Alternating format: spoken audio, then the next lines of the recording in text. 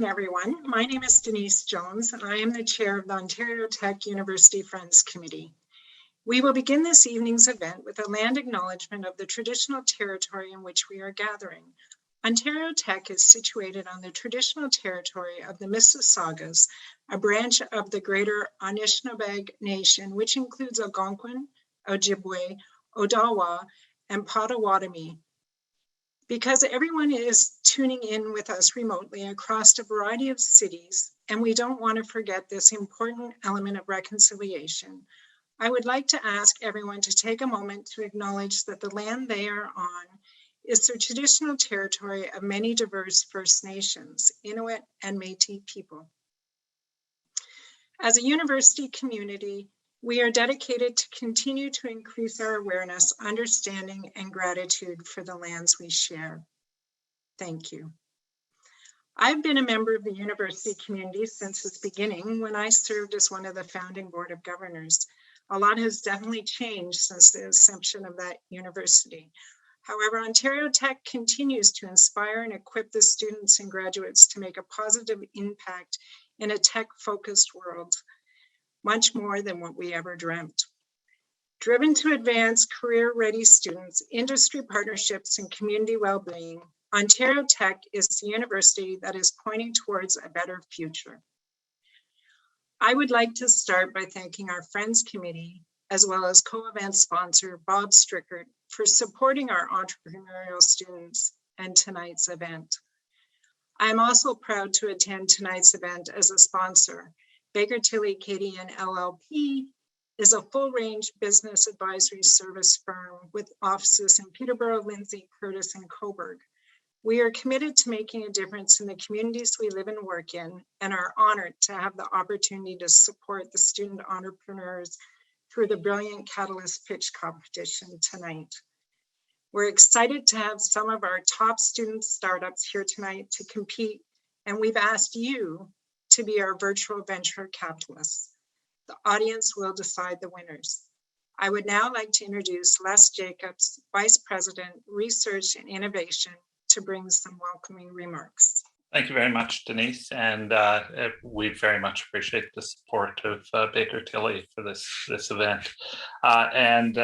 Thank you to everyone for coming tonight, and thank you in particular to my Brilliant Catalyst team, who put a tremendous amount of work into this event and so many other events.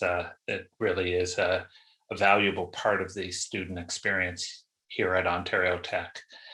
For many of you, the understanding the research enterprise at Ontario Tech may seem a bit of a challenge.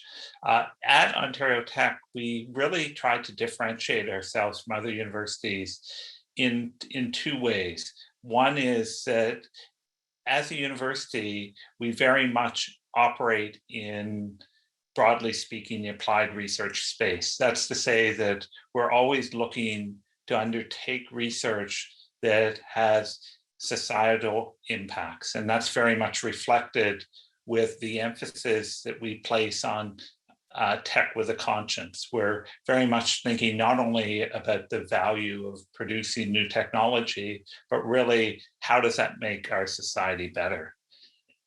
That dovetails really well with the other piece of my portfolio, which is innovation. And at Ontario Tech as well, we're very distinctive because we really see innovation at the university being student-centric. We really emphasize that students are very much our future, not just at Ontario Tech, but across Durham Region, across the province, across the country. And entrepreneurship is the key part of economic future in general, but in particular, as we think about recovering from this pandemic. The new ideas that you're going to hear today from these student teams very much reflect where the future is going. They are all very much a good reflection of the learning experiences at Ontario Tech, and of course, the way in which our curriculum is designed to maximize what the students bring to Ontario Tech. So it's very much situated around those opportunities. We provide the most research opportunities of any university in Canada for our student body. We have the highest engagement in student research among any Canadian university. So we're in a really distinctive space in that sense.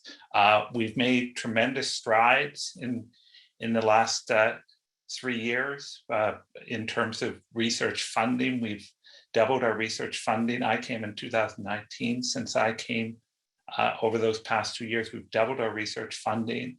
We now rank second in Canada among small universities for research funding in general. But in particular, our sort of secret sauce is the importance of students in that research and innovation space. And the development of Brilliant Catalyst has really been the engine for galvanizing that entrepreneurship. So this event, which is you'll hear in a moment from Osman Hamid, the director of Brilliant Catalyst, about how this event is this sort of marquee event showcase of what Brilliant Catalyst does. So again, thank you for attending. If you're new to Ontario Tech, I strongly encourage you to check us out in more detail, but most importantly, enjoy the evening and recognize the incredible contributions of the students tonight. Thank you. All right, so I'll take my cue here from Les. And first of all, I want to make sure I send a couple of thank yous.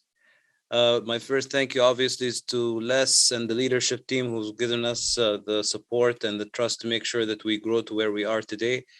People like Denise over at Baker Tilly and Bob and the rest of the Friends Committee, the impact that they do, not only through the fact that they've helped us raise something like the Firefly Fund that continues to support hundreds of students to build their companies, but also their passion and their continuous support for an event like this, where we continue to hear about the success stories that students have had, student entrepreneurs, that is, throughout the summer and the work that they've done through the incubator program. So thank you all for that. So I'm just going to give you a small overview of the programming we have at the Brilliant Catalyst. As the Director of Creativity and Entrepreneurship, I have the pleasure of providing oversight and direction for this university-based incubator that is the only university-based incubator in Durham region. Through the support of my team members, Jason and Connor, who were able to attract for this Brilliant Incubator, which is a summer program that goes for 4 months, more than 100 applications from student entrepreneurship teams across the university. 60 of them were able to make the cut. And today you're going to be seeing the best 6 present to us and be able to see what they've been able to do throughout, an intense 4 months where they're able to take an idea, be able to validate it, and be able to present it to you and pitch for even more money than they got in the summer. So a good time to be a student at Ontario Tech. There are other programs that we have running that allow us to create a pipeline towards these activities. Through the creativity side, we launched a Brilliant Developer Program where we get students to think about digital solutions for problems that come from the community. We have a Brilliant Idea Program that's a 3-day workshop that allows us to be able to show students how they can take an idea to reality, and then that acts as a pipeline towards the incubator program in the summer.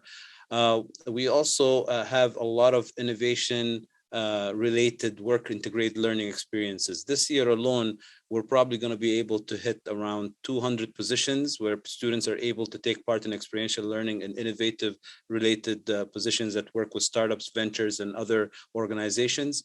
And those will amount to around 5, 6 to 11,000 hours worth of work integrated learning experiences.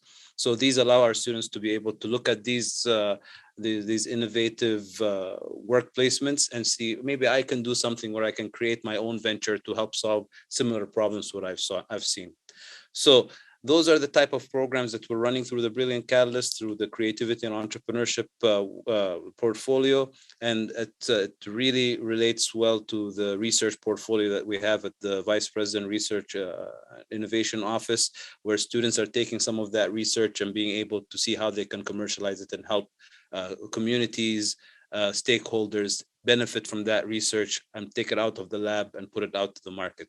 So these are the type of connections that we have in these programs. We would love to see you participate in them, in partnership, in sponsorship, in mentorship. We have multiple ways of you being able to be part of this. So if you're interested, please let us know, and we'll be happy to connect you with the future of innovation change makers, not only in Durham region, but I believe in the country and on a global stage. So that's all I have about the programming. And I think the next person who speak after me will be Jason, in order to be able to let you know more about the programming that we have. All right. Good evening, everyone. Wonderful to see you here. Thank you so much for joining us. So my name is Jason Malonga. I'm the program officer at the Brilliant Catalyst, responsible for some of the amazing teams that you'll get to see tonight. As Les was saying earlier, that this is such a good representation of what we have going on at the Catalyst this year.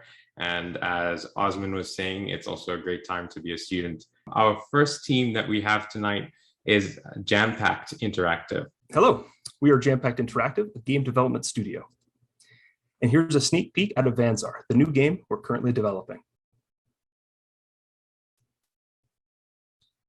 Getting together with friends is always a great time, but it can sometimes be difficult given everyone's busy schedules. Just the other day, we were thinking of playing some games, but we wanted to play something a bit more casual, not going head to head against other people. After looking for a while, we were left wondering, why are there so few games to choose from? You're forced to play either campaigns, not all of which are cooperative, or multiplayer, which often cultivates a competitive environment that ruins the experience for a lot of players.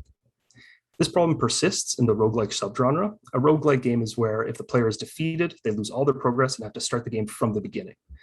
On Steam, there are 6 cooperative roguelike shooters currently available, and these games are lacking in key areas, either poorly fitting art or unintuitive gameplay that we believe we can improve on.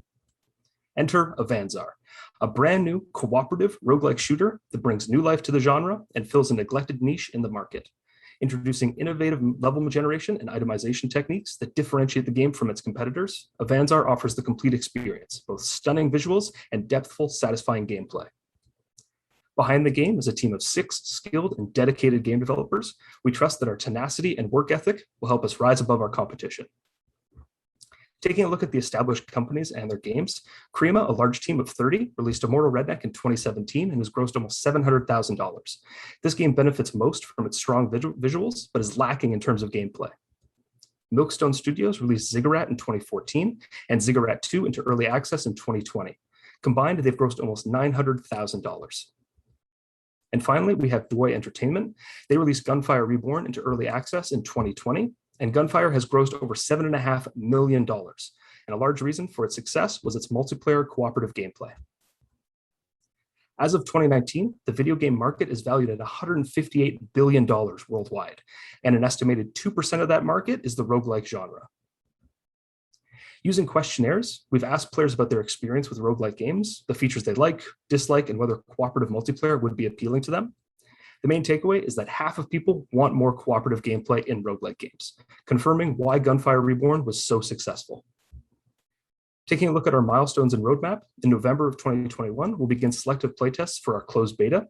At the end of the year, we'll be rolling out our Kickstarter campaign. February of 2022, we'll launch our early access, opening sales to the public while the game is still being finished.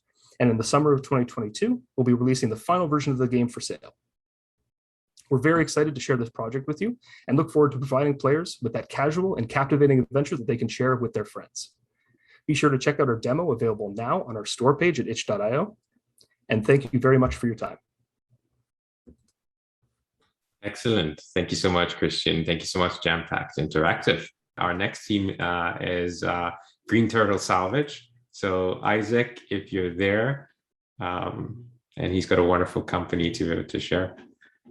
Today, we live in a throwaway society, leaving many of us facing the consequences of overflowing landfills. My name is Isaac, and at Green Turtle Salvage, I buy, upcycle, and sell vintage, antique, and collectible home decor. By reusing and upcycling items from the past, we can contribute to reducing additional landfill waste. The problem I'm working to solve is how to facilitate the liquidation of personal items. In this economy, there's a shift to minimalism, and many people are downsizing, leaving them overwhelmed with how to do so. They may not be technologically savvy, have the time, or know what their items are currently worth. To combat this problem, I provide estate liquidation services and consignment opportunities. I source many of my products and materials from people's basements, attics, and barns, as well as other dealers, thrift stores, and auctions. My initial target customers are aspiring minimalists and downsizers, where I get the most of my inventory. My target end consumers are movie sets, antique dealers, vintage collectors, and homeowners who are looking for unique items to decorate their homes. I sell both wholesale and retail, providing storefront owners a source of unique inventory and design elements. Working in this industry, it is important to adapt to the unique needs and wants of the customer. In today's market, customers are looking for products manufactured with quality natural materials. I strive to incorporate the most popular styles into my store, including mid-century modern, vintage advertising, and industrial decor. These are some of the primary competitors. However, I find these competitors to be a part of a collaborative community where we help each other identify, locate, and exchange goods in our respective markets. From working at an antique store and an auction house, I've developed a better understanding of cyclical trends and know what customers are looking for. I offer customers flexible times to visit my store and provide them with a personal shopping experience. I have created numerous strategic partnerships with other businesses around Ontario, including the ones listed above. Currently, my primary sales channels are Instagram, Facebook, Kijiji, and my retail shop. During the summer, I've made over $25 a month in profit. I've received positive feedback from customers, including that I have fair prices and a great selection. I'm consistently acquiring new inventory, as you can see from the photo above, all of which have large profit margins ranging from 25 to 1,500%. And here's my new logo and business cards that I designed. On Instagram, I've gained over 600 new followers this summer and have learned valuable information about who is purchasing products from my page. I recently opened a small retail location in Coburg where customers can view my items by appointment, and I hope to see you all there one day. And here's a picture of the inside of my store. And here are some of the displays that I created in my store, which are constantly changing. To take my business to the next level, I'll need to finalize my website in order to reach a wider online audience. I would also like to apply for an import license and buy a dependable transport vehicle for pickup and deliveries. In the last 5 to 6 years, we have seen a monumental change in the way people inhabit their homes. There's a growing shift away from materialism towards the adoption of a more minimalist lifestyle. From reducing landfill waste to beautifying their space, Green Turtle Salvage is here to facilitate this process. Thank you. Thank you so much, Isaac. So really a business benefiting the community. So wonderful to see, and also to see how you've grown. I heard you mention $25. I think it was $2,500 that he needed to say. Our next team is in the education business. So Earn It All, are you there? Okay. Hello, everyone. My name is Jack Verdizola, and this is Ayush Bajaj, and we're the co-founders of Earn It All. The frustration lies in how to find the right volunteering opportunity to not only fulfill my inner goals, but also fulfill my educational requirements. Through validation, we instantly realized that this issue is common for people of all ages. So what is the problem? The main problem is it is very difficult to find opportunities that not only interest you, but also gets you the valuable experience that you need to drive your future forwards. And from our validation, we found that organizations also need help with fundraisers, events, sponsorships, and memberships, in addition to getting volunteers. So how do we know that this so-called problem is actually a problem? We went out to the marketplace and we validated our problem with membership organizations such as Clarington Board of Trades, Rotary, the Education Like Durham District School Board, and fundraisers like United Way. We are also focused on validating people of all ages, and we found that this platform can be used by everyone at any age. We're also excited to announce that we are going to be featured in the 15th anniversary magazine of Angel Investors Ontario. And we also spoke with Jay Kilgannon, which is the founder and co-chairman of United Way of Durham region. And he and his kids like the idea so much that he's helping us in the creation of the platform. So how do we address this problem? We set out to create a platform that makes it easy to find these opportunities. After validation, we realized that organizations also need help to find some fundraisers, sponsorships, and memberships, and to promote their events. Also, students and their parents are looking to have their community hours submitted online. So how does it work? So first, you go onto our platform and you sign up for an account. And when you are signed in, you can see all the opportunities around you. And then you can search by area of cause. And once you have the opportunity, you can apply. So how does this stack up against our competition? So these are some of our competitors, and the things that set us apart are promotion of events, fundraising, membership, and profile references. So there are millions of people all across Canada who are volunteering every year. And our plan is to connect with the school boards to promote our platform to their students exposing them to more volunteering opportunities to complete their required community hours. And we plan on capturing our other target market using social media platforms. And also we plan on partnering with organizations that we are actively doing to generate more awareness. So these are all key factors for our success, but how do we make this sustainable in the long run? So we will generate our revenue from corporate advertisements, share of ticket revenue for events, and potential fundraising and subscriptions. So we started a journey in the February of 2021. In only 8 months, we have come a long way, and we spent most of our time validating in the marketplace. Now we are set up to complete our MVP, and once we have that, we will run our pilot programs with the school boards. So we are 2 co-founders who have what it takes, and in our advisory board, we have Frank Odino, Angelo Del Duca, and Jay Kilgannon.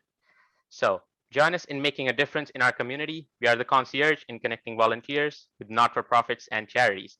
We are Earn It All. Thank you. For those of you who feel like getting a bit of exercise, now our next team is going to provide you exactly that. So welcome to the stage, Sunstory. So hi, Serena. Hi, Michael. You there? All right. Good afternoon, everyone. We're the Sunstory training team. Exactly 2 years ago, I walked into a climbing gym for the first time in my life, and I fell in love. This is a booming sport that debuted in the 2021 Olympics, growing 12% year over year with over 35 million climbers all around the world. When passionate climbers like yourselves seek to improve our climbing, we look for a suitable training plan to take our climbing to the next level. But we soon realized there are only 2 ways to go about this. Option 1, you pay a coach to manually write a personalized plan, which takes hours to do for each individual climber. Option 2, you can follow a pre-made plan that really isn't tailored to you at all. With traditional processes, a personalized and affordable training plan just cannot exist, but we are about to change that. We present Sunstory training, and here's how it works. First, the climber does a 10-minute long assessment. Then our app's algorithm will analyze each climber the same way a real human coach would. And finally, we'll build up a training plan specifically for you and you alone. Sunstory stands above all our competition by meeting both affordability and personalization, thanks to our technology. No other competitor is able to do this. Now, who benefits from our app most? Our target users are beginner to intermediate climbers who want to reach their maximum potential in climbing, which is around half of the community. So around 17 million addressable climbers worldwide. We know climbers are looking for Sunstory. We've been trending #1 on the top training subreddit and have received over 1,000 signups and work with, at this point, 300 beta testers. We're reaching even more users through our partner gyms, and our team members have an aggregate of 42,000 climber followers online. Our roadmap has been moving forward at an impressive pace, and we launch on the iOS App Store within 1 to 2 weeks. Next, we'll be selling with our associated gyms. Then we'll be sponsoring influential climbers for exposure. By the end of the year, we aim to reach 10,000 paying users. Beyond climbing, we want to expand our algorithmic system to other industries like general fitness, bodybuilding, and weight loss. And now, in order to push ahead with our roadmap, we need capital to increase our rate of growth. At a valuation of $1.5 million, we're raising a seed round of $125,000 using a convertible note, but we're open to other options as well. This seed will cover a 12-month runway. And moreover, we're asking for mentorship in business development and legal advice to fill in the gaps as we continue progressing Sunstory. Combining world-class coaching expertise and our founding team's analytical skill set, we bring you innovation, technology that transforms traditional processes. We're also so grateful for our mentors, Frank and Angelo, who have been guiding us along and showing us the ropes around running a startup. Thanks for supporting us on our journey to bring affordable and personal training to every climber. So thank you, Serena. Thank you, Michael. In which security is very, very important, and it's very, very important to this team as well. So Medi Bracelet, are you there? All right, good evening, everyone. We are IoT Innova, and this is the Medi Bracelet. The trucking industry is having a problem of increasing thefts, and faulty pickups from unauthorized drivers is a main source of this problem. In 2019 alone, $70 million worth of cargo was stolen, and $4.5 million was recovered. So now logistics companies are seeing higher insurance rates, and in some cases, they are losing the ability to be insured. So to combat this, we are proposing the Medi Bracelet, which is a device that identifies its users using their unique heartbeat. This new biometric security technology is the future in user authentication, as it doesn't require user input, which is crucial for drivers who should be focused on the road. The Medi Bracelet is worn by authorized truck drivers and communicates to our overall trucking security system, and this will prevent faulty pickups and monitor the driver throughout the trip to notify if an unauthorized driver takes over the vehicle. This market has large potential as we're seeing a 27.4% growth in fleet tracking year over year, and with a projected 6.8 million tracking units installed by 2023. And with 14.4 million trucks on the road last year, there's still an untapped area for our product to excel. This table outlines our current competitors and the features they offer in their trucking security system. And as you can see in the last row, they all lack a form of driver ID confirmation. The Medi Bracelet aims to add this driver authentication layer to prevent unauthorized drivers from wrongfully picking up shipments. So currently we have a partnership within the logistics industry as they have been early investors in our overall trucking security solution. And these partners have ties to the Insurance Board of Canada. And with the addition of the Medi Bracelet, we have acquired attention from other investors who see its potential, and we're currently negotiating a future deal with them. All this interest has led to the need for a larger team, so we've also been conducting interviews for potential hires, and we have reached out to other research groups to help bring this product to fruition. So moving forward, we'll be keeping track of the adoption rate of the overall security system when we are conducting pilots and other demonstrations. We will also be keeping a close eye on the rate at which our customers opt in for the Medi Bracelet add-on. And finally, our cloud services will be needed to optimize, so its usage and storage size will be also tracked, as these are the main contributing factors to cost. Our next steps after the incubator includes the negotiations with potential investors who will be funding the development of the Medi Bracelet, which we expect to take 8 months and cost $150,000. Thank you for your time. Awesome. Thank you so much, Matt, for that. Hungry at this stage. So what do you do? Well, here's our last but not least team, Sheffrey. If you can come on and say hi. I see Muzala. So hi, everyone. My name is Keanu, and I'm a part of Sheffrey. We're a team of 9 founding members committed to creating an e-commerce food marketplace where independent chefs can market and sell their dishes to a wider audience. Here's how it works. This is Jeff. Jeff is a fresh culinary school grad and sells his dishes to family and friends using word of mouth. He wants to expand his consumer base, yet is frustrated with the limited tools on Instagram and Facebook Marketplace. He's also unable to afford renting out a ghost kitchen and committing to the full-time hours. Typically, chefs have limited career options, either work within the restrictive restaurant system or attempt to open their own establishment. Through Jeff's story and user interviews with chefs and consumers, we saw a need for an alternative and have identified these problems in the food marketplace. Firstly, there's no dedicated platform for chefs to advertise their services. Secondly, there's a lack of specialized food options available. And lastly, there are no guaranteed delivery methods from chefs to consumers. Now, Sheffrey's unique value proposition is to provide chefs all the tools to grow their business, and this would include targeted marketing tools, kitchen spaces, and integrated delivery. Consumers will also enjoy a variety of quality food selections, digital content, and access to their favorite chefs. Currently, this is a great time for Jeff and the other thousands of entrepreneurial chefs like him to enter the food delivery market. Since being valued at $24 billion in 2018, the market has continued to grow, and with the disruption of smartphones, consumers' behavior has significantly increased rates of online delivery, as almost 1 in every 2 Canadians use these services.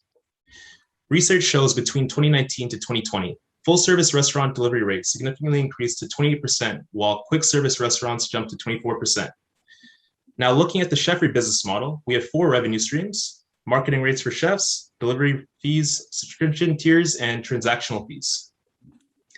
Ultimately, Sheffrey solves Jeff's problems by simplifying his business operations and empowering him to set his own workload. With Sheffrey, Jeff can now happily grow his consumer base, market the dishes he loves effectively, and focus on all the things that matter.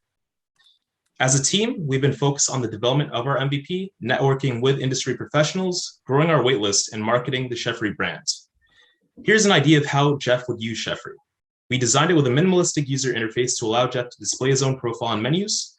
Jeff will also be provided with marketing tools and access to analytics to evaluate his performance. As for our key advisors, we have Judy Chang, a co-founder and program advisor at Y-Space Food Accelerator Program, Cyrus Cooper, a program and professor at Centennial College, Catherine Rebello, a growth and partnership manager at Kitchen Hub, and international TV chef Devon Rajkumar. and they've advised us on food e-commerce business models, establishing revenue streams, and connecting us with industry professionals.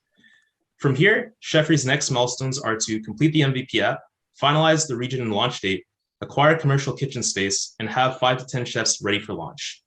Thank you, and we plan to have you ordering from Jeff in no time. All our teams have presented. I hope you are wowed. And now it is your time to let your voice be heard and to vote for your team. Thanks again to our presenting teams.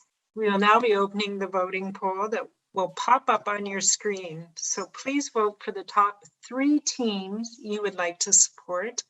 If you need a reminder, you will see the presenting teams and descriptions on your screen as well. Like Denise, I'm an original member of the UOIT board.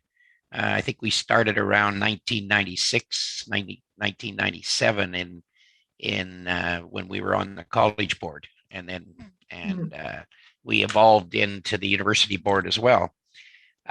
This is, I think, our 8th or 9th competition. I can tell you right now, they're getting better every year, and the diversity of the ideas is getting better every year. And we get to see this program in August and then get to see it again in October, and you can see the tremendous development of the staff. So why am I involved? The reason I'm involved is that I want to see the students change Durham Region, change Ontario. And I want to make sure we do everything we can to give them the opportunity to change and to develop things. And what I think we're doing here primarily is developing the competencies for future entrepreneurs. Maybe one of these ideas will come out and make the millions. In fact, a couple of them may very well do that. But the people that walk out of this program will go on with the skills and the competencies to really make things happen. And I, for one, when I went to university, didn't have an opportunity like this, and I wish I had. But so we're really developing entrepreneurs, as Jason said at the start. So I want to just comment on a few things. The Friends Committee, which I'm a member of, and there are several of us on it tonight, we help with the Firefight Fund, which really funds this whole entrepreneurial development program. And so it gives them some seed money to get up and running.